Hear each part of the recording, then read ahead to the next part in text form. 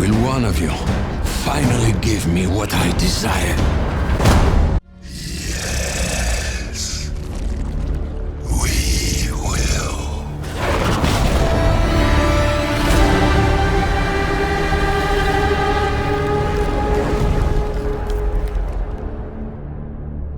What's going on, guys? RBG here, bringing you an update on Marvel Spider-Man 2. And it feels so weird fixing my lips to even say that because it's been quite a while since I've uttered that name. Admittedly, I've been lagging behind on reporting new things for it, leaving some of you to wonder if I'm even hyped for the game anymore. And for that, I apologize, guys. Like, somewhere down the line, I got wrapped up in other upcoming games that were coming down the pipeline.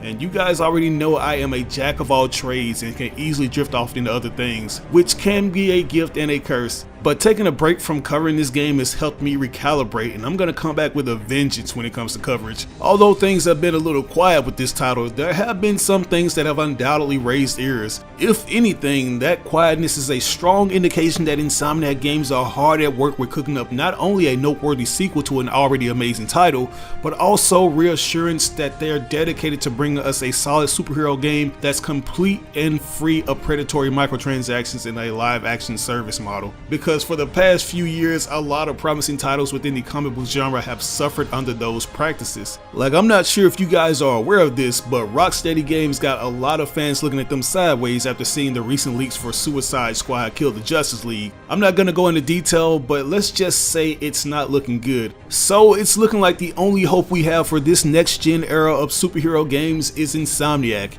and they just so happen to be working on two titles within that genre.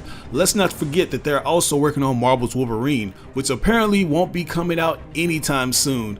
In a new video released by PlayStation this week, the popular gaming brand outlined a number of big games that will be landing on both the PS5 and PS4 throughout 2023. As suspected, titles like Final Fantasy XVI, Street Fighter VI, Marvel Spider-Man 2, and Resident Evil 4 were all present within the video. However, Marvel's Wolverine was noticeably absent, which seems to all but confirm that the game isn't slated to launch before the end of the year. And that trailer seems to debunk rumors that started last year when Sony declared that they expected the game to release in 2023.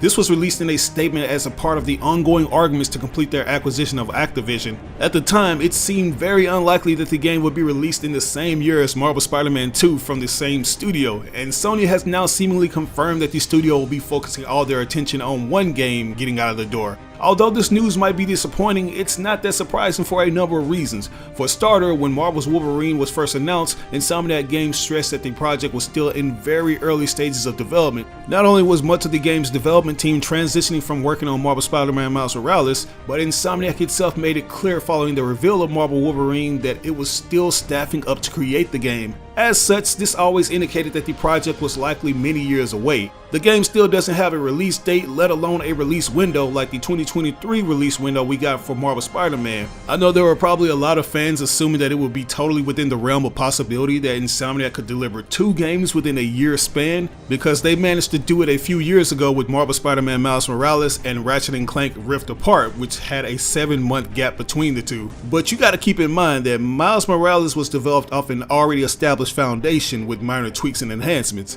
Not to mention it was a cross-gen title, unlike Ratchet & Clank Rift Apart, which was made exclusive for the PS5. That title could only be made possible by the next-gen hardware specs the console was boasting. Spider-Man Miles Morales didn't necessarily need the PS5 like that though, but obviously Marvel Spider-Man 2 will. There are most likely a lot of aspects to that game that really need the power of the PlayStation 5, from the web swinging speeds to Venom's symbiote effect, which I'm hoping looks just as good as it did in Spider-Man 3 the movie and the Venom movies. Everything needs to be pushed to their absolute limits. Insomniac says that they want to deliver a compelling human story, one full of heart and humor that dives deep into the people behind the mask. And while that sounds great in narrative terms, story is often secondary in these types of games to action. I'm most keen to see how this Spidey sequel handles its big beefy boss battles and blockbuster set pieces.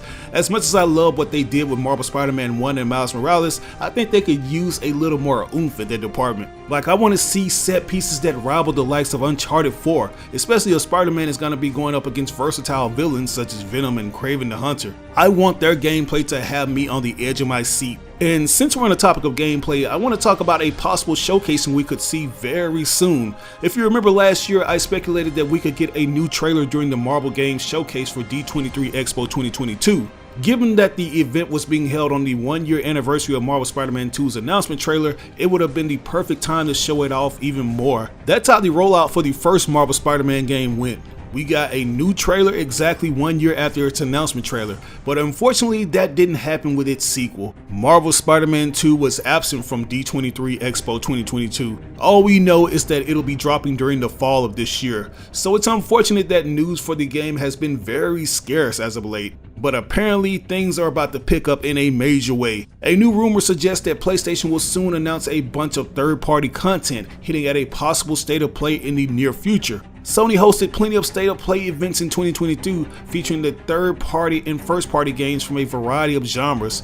State of play showcases were usually smaller events that focused on games outside of the AAA space. Sony usually reserves first-party content for PlayStation showcase events, but the publisher didn't host one last year. But according to a recently retired leaker by the name of The Snitch, Sony has major plans. The Snitch posted new information on Discord revealing that they received a DM from a very reliable source about Sony's plans. It states that PlayStation will announce third-party stuff very soon, possibly hinting at a new State of Play event coming in the near future. This leak has been further corroborated by PlayStation Lifestyle magazine, who was able to round up a bunch of news they found from 4chan, Twitter, and other sources about the rumor that there will be a PlayStation State event coming sometime in February, which is right around the corner.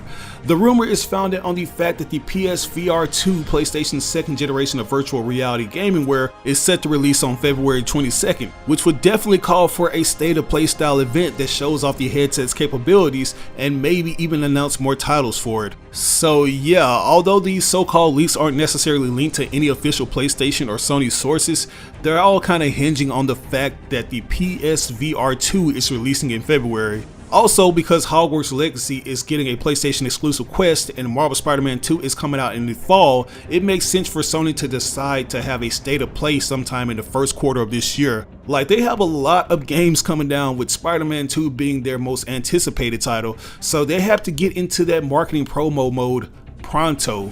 As I already mentioned, it's a little out of the norm for Sony to not follow up their first Spider-Man announcement trailer with another one the following year, but they can still somewhat keep that tradition alive by following a similar marketing strategy, where we get an announcement trailer just showing the story aspects, and for the next trailer we get a showcasing of the gameplay spliced in with cinematics. That's what they did when they rolled out their second trailer for Marvel Spider-Man 1 during E3 2017. And hopefully that's how it'll be when and if they drop Marvel Spider-Man 2's second trailer for this year's State of Play. But that's all I got for you guys today. Sorry if I was a little all over the place in this video, but as I mentioned earlier, I took an extended break from Spider-Man 2 coverage, so I had to make up for all that lost time. So yeah, but what are your thoughts on this news? Do you think the leaks of getting a second trailer next month are true?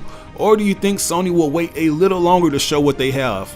Let me know down in the comments below. As always, I ask you like or dislike the video. It doesn't have to be a thumbs up, it can be a thumbs down. But if you really enjoyed it, I'd appreciate it if you shared this video with all your friends and followers on all the different social media outlets. Sharing really makes a difference. But anyways, this is your boy RBG signing out on another video. I'll catch you guys later. Peace out. As a successful YouTube user, I often get questions asking what I use to get my videos tons of views. And the answer to that is TubeBuddy. This thing has helped me take my channel to the next level in ways I never imagined. It's a browser extension that helps new and experienced YouTubers grow fast and optimize their channels. I've been using this extension for years and it's constantly getting updated with new features, like the SEO tool that helps me come up with the perfect title, description, and tags to get more people to click on my videos. It even provides you with analytics beside your videos to see how much traffic your video is generating from various social media sites. The extension is absolutely free, but as a special offer, we're giving a 50% discount for channels that have less than 1,000 subscribers that purchase the Pro upgrade. All you have to do is enter in the code RisingStarBuddy. So if you're interested in starting a YouTube channel or taking your content to the next level, download the extension now. You can do so by clicking on this link that'll be provided in the description of this video.